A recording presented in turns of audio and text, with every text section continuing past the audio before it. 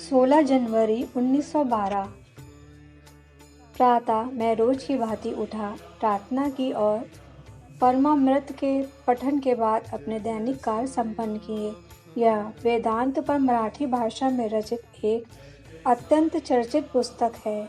उपासनी ने इसका पाठ किया और मैंने बापू साहब जोग और भीष्म ने सुना। पाठ बहुत रोचक था और जहाँ आवश्यकता थी वहाँ मैंने उसकी व्याख्या की। मैंने साईं महाराज के बाहर जाते हुए दर्शन किए, किंतु जब वे मस्जिद में वापस लौटे तब मैं वहाँ देर से पहुँचा। मेरे देर से पहुँचने पर बाबा ने क्रोध नहीं दर्शाया, अपितु मेरे साथ अत्यंत सकारात्मक दयालु व्यवहार किया। मेघा अभी भी अस्वस्थ है, अतः उसे जल्दी मस्जिद आने की आज्ञा नहीं मिली।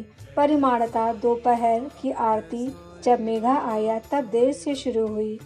वापस आकर भोजन करते हुए 4 बज गए। दीक्षित ने कुछ देर रामायण पढ़ी, फिर हम साईं महाराज के दर्शन के लिए मस्जिद गए। बाबा ने हमें ज़्यादा देर बैठने की अनुमति नहीं दी और स्वयं भी शीघ्रता से सैर के लिए निकल गए। उन्होंने हमें वाड़े में लौट जाने को कहा। हमें समझ में नहीं आया कि साईं महाराज ने ऐसा व्यवहार क्यों किया, परंतु जब हम वाड़े में लौटे तब पता चला दीक्षित का नौकर हरि, जो कुछ दिन पूर्व अस्वस्थ महसूस कर रहा था, चल बसा। उस रोज हमने किसी को उपासनी से दवा लाने भेजा भी था, किंतु वे नहीं मिले थे। अंततः हरि की मृत्यु हो गई। हमने वाड़े में रोज की आरती की और फिर रोज की तरह शेष आरती में सम्मिलित हुए। साईं महाराज ने हरि के प्रति विशेष कृपा दिखाई और उसके प्रति भावपूर्ण शब्द कहे। राम मारुति भी साईं महाराज की विशेष कृपा पात्र हैं। मस्जिद में हम संतुष्ट होकर लौटे। आधी रात से कुछ देर पूर्व ही हम हरि का अंतिम संस्कार कर पाए। उसके लिए लकड़ी इकट्ठा करने में मुश्किल हुई।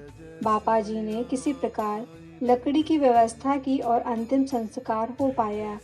यदि माधवराव देशपांडे यहाँ होते तो इतनी मुश्किल ना होती, लेकिन वे अपनी पत्नी और बच्चों को लेने नगर गए हैं। संस्कार में बहुत देर लगी। रात को ना तो भीष्म के भजन हुए और ना दीक्षित का पुराण ही हुआ। जय साईं राम।